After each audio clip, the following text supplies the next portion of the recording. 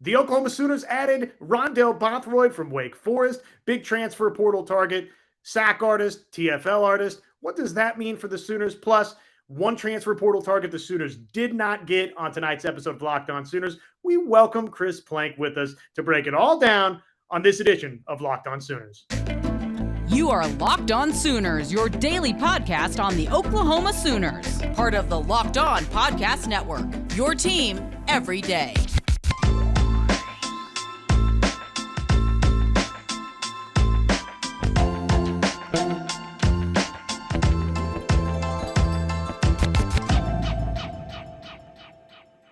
Big news for the Oklahoma Sooners. We were wondering if the Oklahoma Sooners would find a way to get this transfer portal addition of Rondelle Bothroyd. Well, they have gotten Wake Forest transfer Rondelle Bothroyd. He announcing tonight that would be the case. If you missed it, graphic. It looked like this. Be uncommon for the birthday boy, Rondelle Bothroyd, Josh Helmer of the Plank Show, of course, Locked On Sooners. And we welcome in my partner in crime every Monday through Friday on the Plank Show, Chris Plank.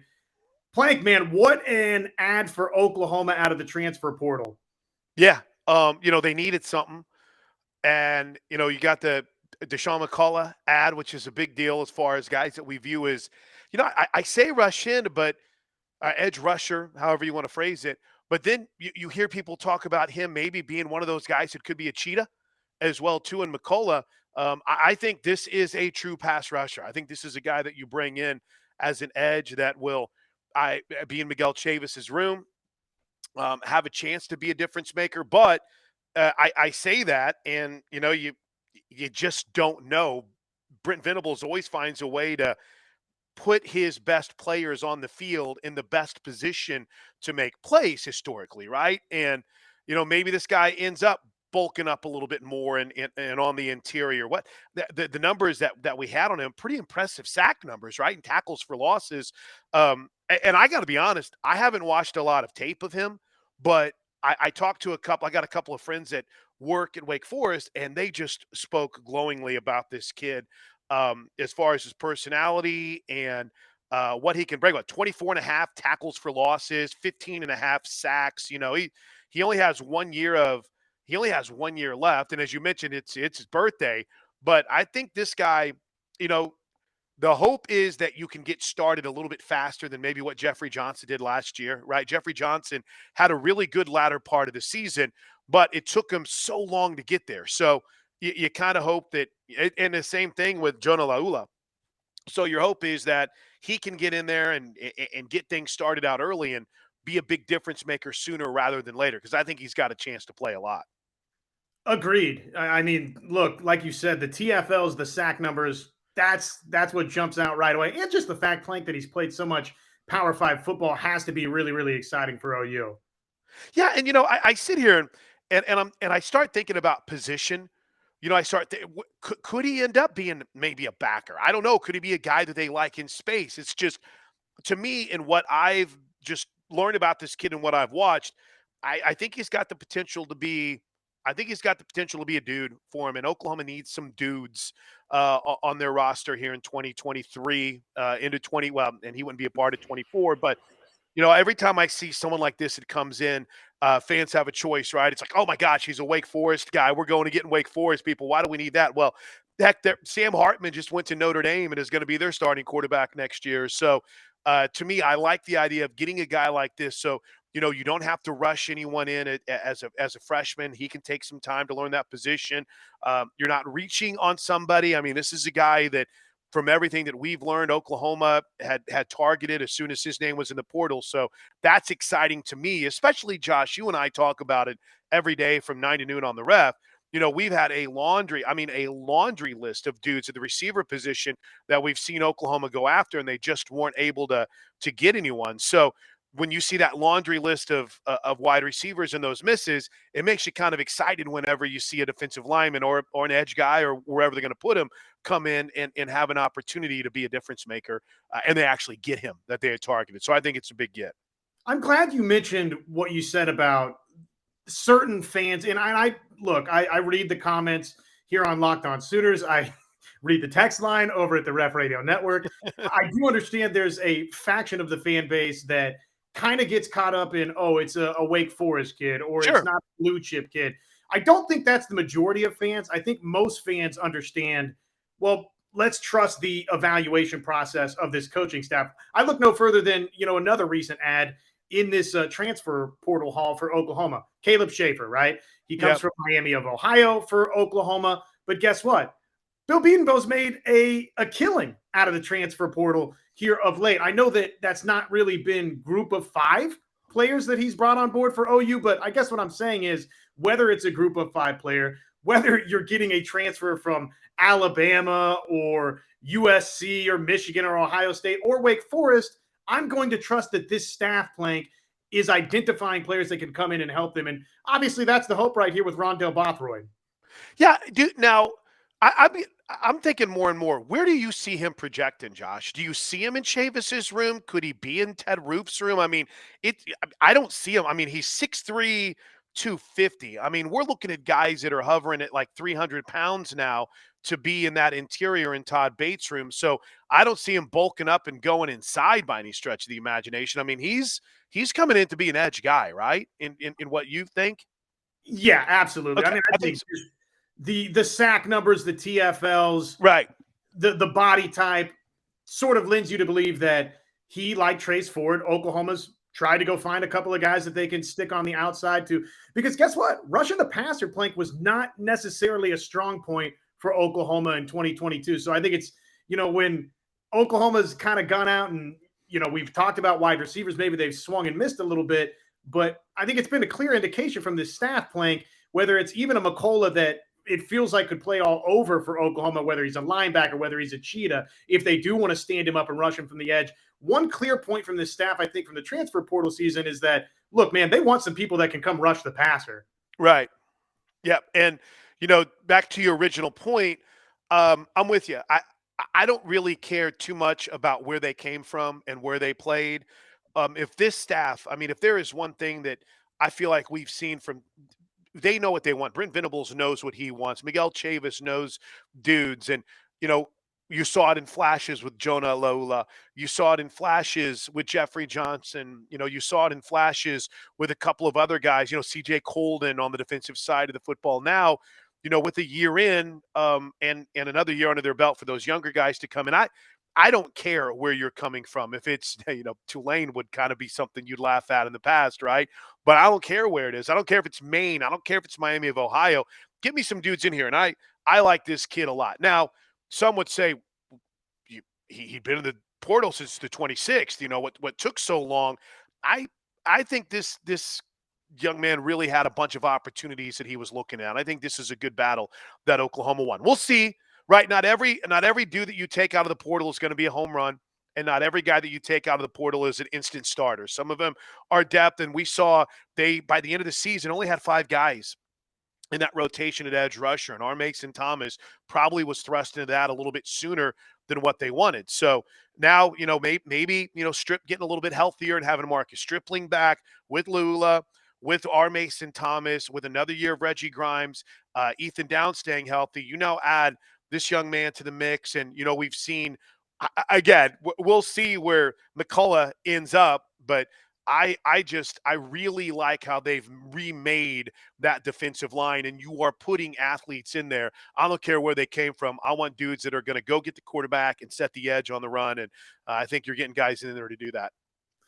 Definitely want to just get some of your thoughts on Dillon Gabriel announcing his return and Marvin Mims obviously not sticking around. That had been debated for so long. Just one final question. I think you, on the transfer portal, I think you talked about a lot of this right there, Plank, but just generally speaking defensively, what Oklahoma has done. Obviously, Bothroyd is the latest name to go along with Trace Ford, with Reggie Pearson out of Texas Tech, McCullough, who we've talked a lot about, out of Indiana, Lacey from Notre Dame. So you can go big picture, the whole set of additions out of the transfer portal, but just kind of defensively, what do you make of what OU's done so far?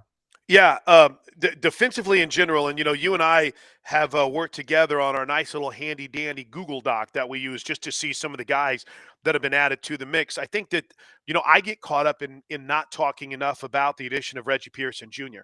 And again,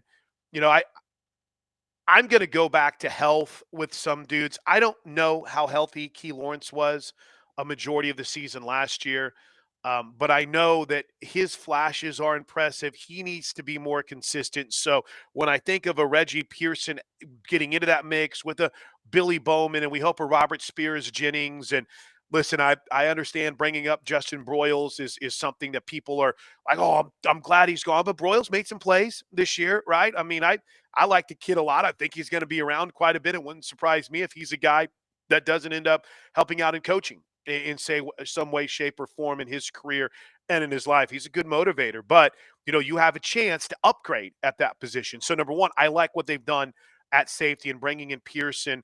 And again, we'll see what that cheetah position looks like. I mean, everyone, now that Deshaun White is gone, some think, oh, it's just Kanik that's going to slide in there. I tend to think Kanik's going to be a backer, and that's going to be Justin Harrington and maybe McCullough and others. So you bring in Deshaun McCullough, that's a big deal. I love that, Trace Ford to me, we can go on the defensive side and we can talk about all the freshmen that are coming in, but I'm not counting on the freshmen, just because of how we've seen the, dare I say, hesitance to rely on freshmen too terribly much. But I'll tell you what, I think in what Oklahoma has done just in the portal specifically defensively, I think one of the greatest additions is Trace Ford. Now, this could be a bust, right? Because Trace, I love him to death, and I think he's a good player, but he hasn't been able to stay healthy. So to me, this is a situation where if that dude stays healthy, he's shown that he is an all Big 12. He's an elite performer. So I love what they've done defensively, right? I'd love to see a little bit more beef in the interior. So maybe that's what Jacob Lacey can add. Maybe there's a couple of other dudes that continue to grow, and we'll see if Grayson Holton can be that guy. And if Jordan Kelly, as I'm sitting here as we're taping this, I don't know if he's officially said anything, but I'm a really big fan of what they've gone out and they've done to try to improve this defense. Because if there is anything that we know, Josh, it's that Brent Venables wants to have a rock star caliber defense, and they're not going to stop until they get the dudes here that they feel confident in going out and making those plays. And we could talk defense of Oklahoma and the moves that they've made this offseason so far, really for another 45 minutes, and we'll do that probably. We could. We'll do that tomorrow. But we do have to move on. Do have to move on. I want to get your thoughts on Dillon Gabriel coming back, Marvin Mims going pro, and then unfortunately, I guess the other news to report would be that Matt Lee, who is a center target, chose Miami instead of Oklahoma. So we can share a little bit of thoughts on that. First, let me tell you, thank you to LinkedIn bringing us this show every single night. LinkedIn.com/LockedOnCollege, where you can post your job for free. What do you want to get accomplished when you're hiring folks? Well, you want to hire the right people, right? You don't want to make a mistake. You don't want to swing and a miss. Transfer portal here and there. Maybe you could swing and miss once or twice and be okay with it. When you're hiring people, no swings and misses allowed. So go to LinkedIn.com/LockedOnCollege, where you can post your job for free. That's LinkedIn.com/LockedOnCollege to post your job for free. Terms and conditions apply. So just real quickly, I don't know how much time we necessarily need to spend on this portion, Plank, but Matt Lee, we saw Dillon Gabriel, right? I don't remember. He went through a series of memes. I don't remember which one applied to Matt Lee, but it was clear because of the UCF connection. It was an easy piece of yarn to take from one side to the other that maybe Oklahoma was going to be heavily involved here. Obviously, the domino doesn't fall OU's way in this particular transfer portal deal. He goes to Miami. Your thoughts on the impact here for Oklahoma? It was interesting, Josh. I had thought a lot about what Lee could do just in general, right? I mean, could he come in and be a guy that you put at center, and then you can maybe move Andrew Rame to guard? So I had already pegged him in to be a starter at center and let Rame get into a more natural position for him.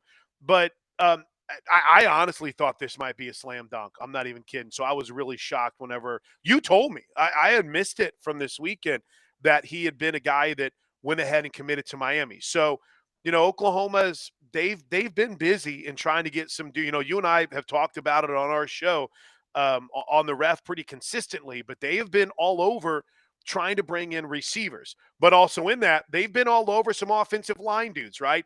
The reported interest in Javion Cohen, who ends up in Miami. Keandre Jones, who goes from Auburn to Florida. Dylan Wade, the standout from Tulsa, who ends up at Auburn. Now Matthew Lee, who ends up on his way to Miami. And I know that, you and John had debated a little bit who's more important to you for them to get Matthew Lee or Walter Rouse. I would still say, beyond my own mind, projecting that Matt Lee was going to come in and he was going to be a dude that was going to start at center for him and maybe kick Rame out to guard. I still think it's better to have that experience at tackle coming in because Rame's going to be healthy. He's had now 3 years in the system with Bill Bedenbaugh and has been a starting center for basically, two of those. I know he got hurt last year, but, I get to work with one of the greatest centers in Oklahoma history every game day and just about every day on Big 12 radio. And even he had talked about how Rame had started to progress this year and started to get a little bit better. So that to me, all right, beyond this whole my idea of Matthew Lee at center and getting Rame at guard, that to me, Josh, says, okay, we got Rame back if he's healthy at center. Oklahoma, Rame at center. We'll see what happens at those guard positions. Matara, I think, showed in the bowl game that, all right, he can be a dude. He just needs to be more consistent. I think Savion Byrd, he got a lot of people excited at that other guard spot, right? So now with Guyton, Aaron Parks, Jake Taylor, it's going to be a while before we see the other Jake, whose name I always forget on our show. Sexton. Jacob Sexton. But you add a tackle in Rouse, if they can get him, that to me is a big deal. That's experience. That makes you feel a little bit better about things. So I would probably say it sucks because it just seems so natural with the relationship that Lee had with Dillon Gabriel. But I would probably, and I'm glad that we didn't want to talk about this very long and I filibustered for like 3 minutes on it. But I would say for you guys in your conversation you had, Josh, I'm all in on still wanting to end up getting Rouse and being a little bit more important than Lee. And my whole rationale with that was, I'm going to try and start mixing this in going forward, the YouTube commenter of the day, because somebody sort of maybe like totally reversed my thought process. Well, I mean, come on, this Matt Lee guy is regarded as maybe the top center in the transfer portal, and you got to get this guy. It's like, well, okay, well, maybe you're onto something. To me, though, my initial thought was with the injury to Sexton and then just the fact that you're replacing both Anton Harrison and Wanye Morris, that to me, just based off that need alone, seemed pretty important. But obviously, you would have liked to have gotten both, but now you're down to maybe just the one. Dillon Gabriel. His return, level of importance, comfortability that it provides Oklahoma. What does it mean for you? Yeah, it was the most important keep.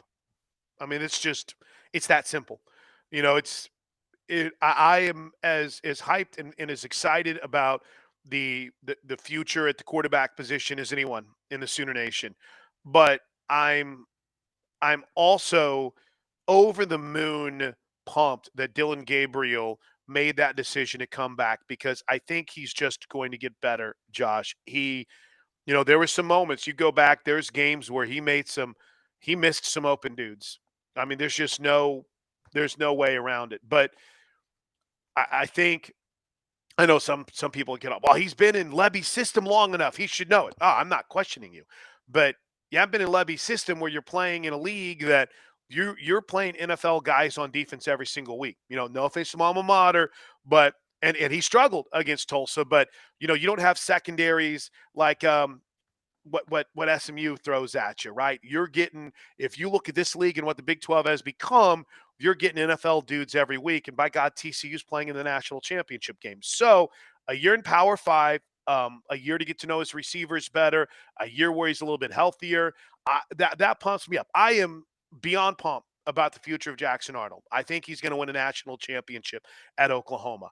But I also think that we need to realize it is so, Teddy preaches this, it is so hard. We fall in love with guys in recruiting, and that's fine. I'm guilty of it too.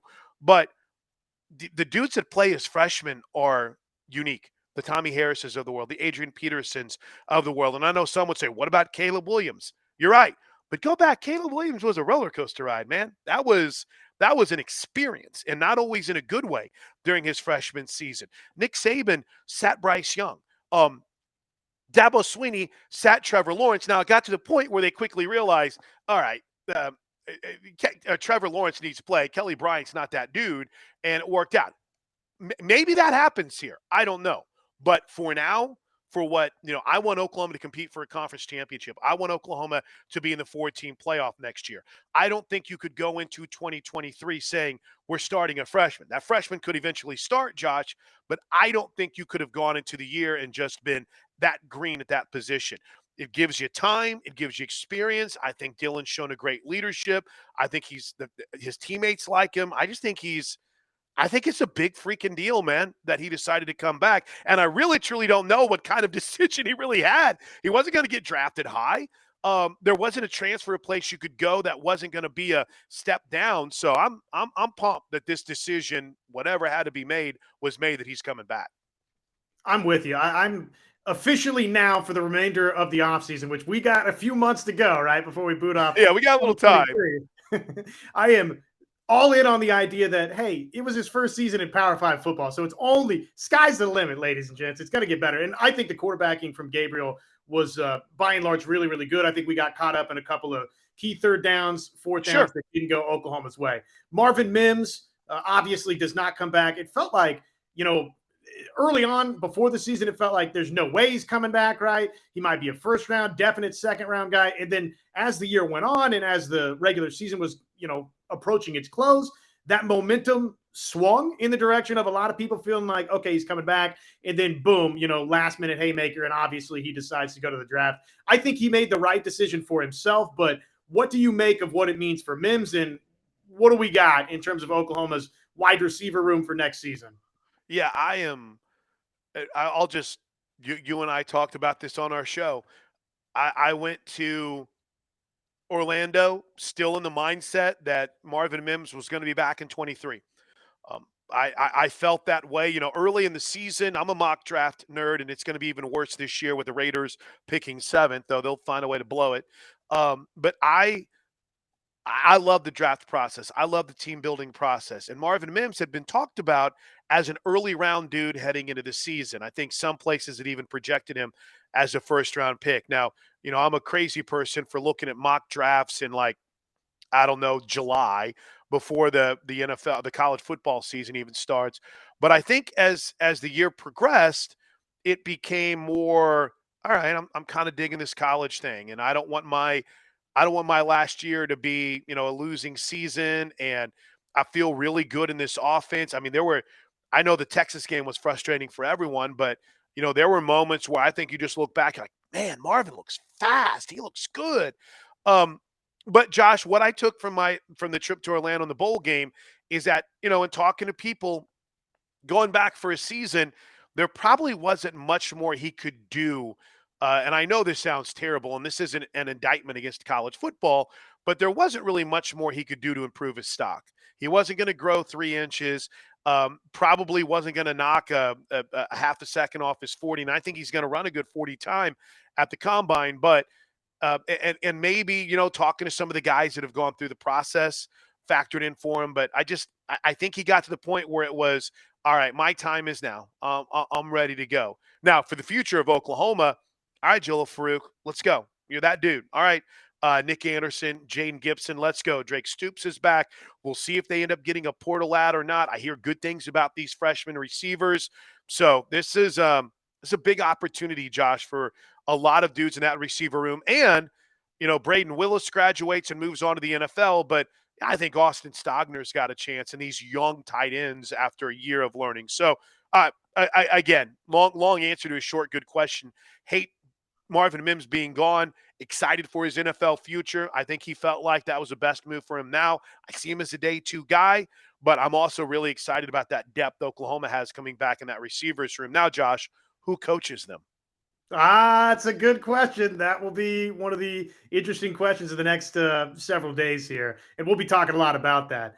Speaking of what people are going to be talking about, head on over to betonline.net where, oh, by the way, we got a national championship coming your way Well, if you're listening to this on Monday morning, we got a national championship coming your way tonight. BetOnline.net, your number one source for all of your pro and college football betting needs. You got just this game, right, to bet on college football remaining for the 2022 college football season. I know, obviously, we're into 2023 now. NFL playoffs, they're here. So BetOnline, head on over to the website today. Use your mobile device to learn more about the trends and the action. BetOnline, that's where the game starts. So just real quick, two final things I wanted to touch base with you on, Plank, before we get out of here. I know you got another radio show to get to, and I appreciate you joining me. We got time.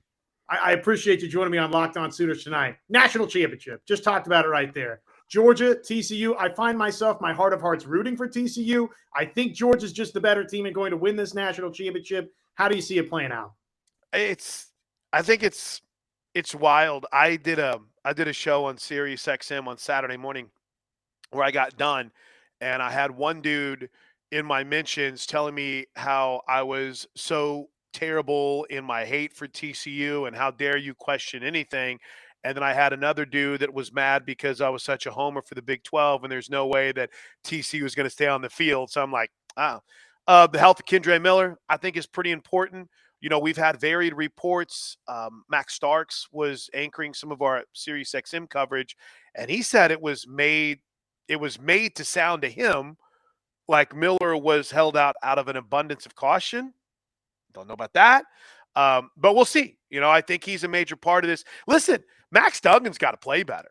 Max Duggan, Josh, didn't play well against Michigan in the Fiesta Bowl. So I think TCU is going to be able to do some things defensively. I really do. I think that, you know, they're gonna give Georgia some problems. But listen, Georgia they're a wagon right now. So I give TCU a chance to keep it tight. If I was a gambling man, BetOnline, I'd be all about the number for TCU. But I mean, Josh, how can you pick against the defending national champs when they look even better than they did defensively last year? That's tough. Yeah, that's kind of where I'm at with it. I'm pulling for TCU, though. My heart of hearts, I think it'd be awesome. I am too. And, oh, by the way, if you're eliciting those types of responses on both ends of the equation, if it's that polarizing, something clearly is, I think, going absolutely right. Patty Gasso, we had her. This is a shameless plug, by the way, for us. Chris Plank, of course, is the voice of Sooner softball. We had Patty Gasso join us on the Plank Show on Friday. And look, I would love for everybody to every single day like, subscribe, engage with Locked On Sooners, listen to Plank and I on the ref from 9 to noon every single day. I understand maybe that's not always the case, but this was pretty awesome, Plank.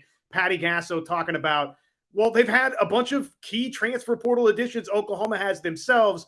And lo and behold, Plank, when you've won multiple national championships in recent memory and you're going for a three-peat, people don't like when you reload via the transfer portal. Anyways, here's what Patty Gasso had to say about that. Portal is something we don't try to live off of the portal.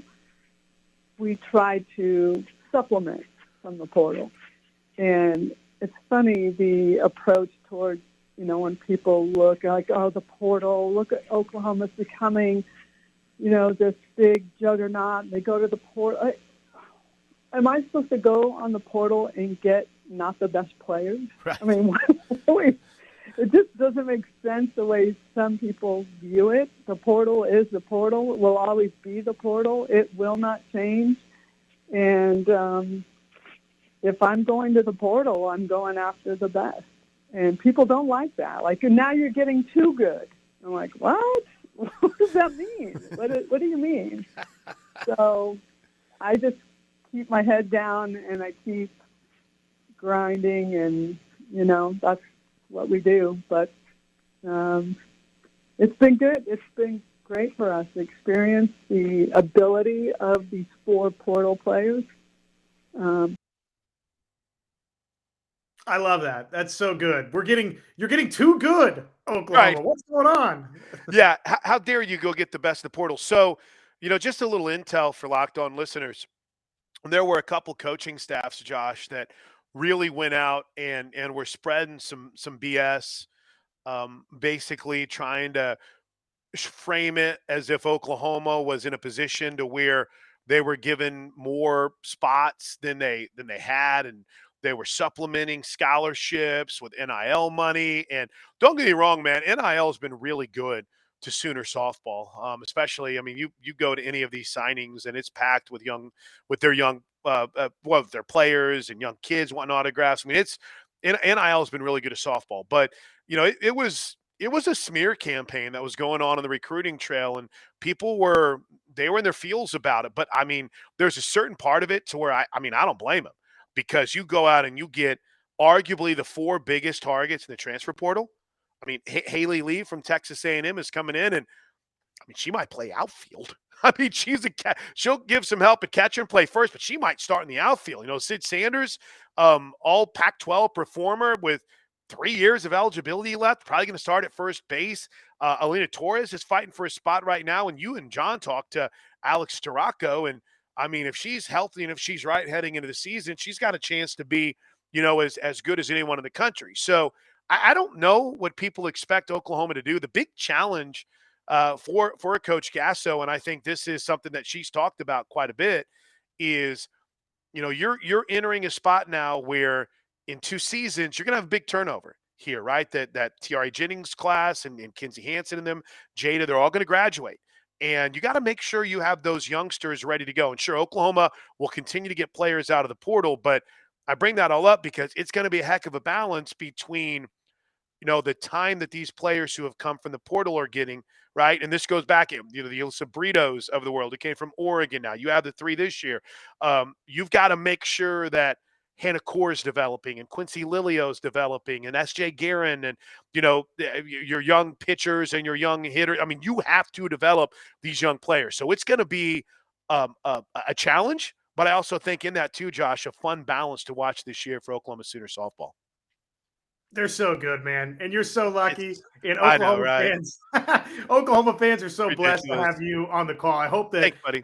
I hope folks understand how good Plank is at what he does. I get a firsthand seat to it every single day. And, Oklahoma fans, obviously, with the radio, they get that every single time they listen to Sooner softball. One final thought on OU softball before we get out of here. I know we got to wrap this thing. Alex Scarborough tweeted out, what's the biggest storylines for softball season? Jog my memory here. Like, are you kidding me? We're doing this thing all over again. The biggest storyline is Oklahoma three-peating with an undefeated season. Okay? I mean, come on. That's the big storyline for college softball. I hate to say it and be that guy, but that's the story. And I'll tell you what, I think that nationally, this is probably going to be the last year that Oklahoma. No, they'll have one more year in the Big 12. But I think the Big 12 is one of the most fascinating conferences in college softball, Josh. I really do. So you're right. I mean, are we going to have a three-peat on our hands, something that hasn't been done in a really, really long time? But also in that, has Oklahoma State been able to replace what it's lost? Or, are they just going to ride Kelly Maxwell again all season long, which she's good enough to win? Iowa State they've got some players now. Texas Tech has brought in, an enthusiastic young coach to kind of try to change the mindset there. Again, Kansas is going to be a struggle, but I look at Baylor, and Baylor's going to be better. This is Texas. We play Texas for the national championship, and they're better than they were last year. So there might only be 7 teams that play softball in the Big 12, but Josh, there's a really good chance 5 of them could make the NCAA tournament this year. And Baylor's back, Oklahoma State. Obviously, I just mentioned Texas. Texas Tech, we'll see what they've got. But, Oklahoma is the big dog, and they're trying to defend their national championship for the 3rd season. But some of their biggest challenges are going to come in conference, and I can't wait for it. It's going to be so fun. Plank, you are the man. I will talk to you Thanks, buddy. in the morning. Have a great rest of your night. Everybody at Plank Show on social media. And you should be listening to, well, if not for me, then Chris Plank every morning at 9 to noon on the Ref Radio Network and, of course, with Sooner Sports. Plank, appreciate it, buddy. See you, buddy. And I'm Josh Helmer. Until next time, Boomer Sooner, everyone.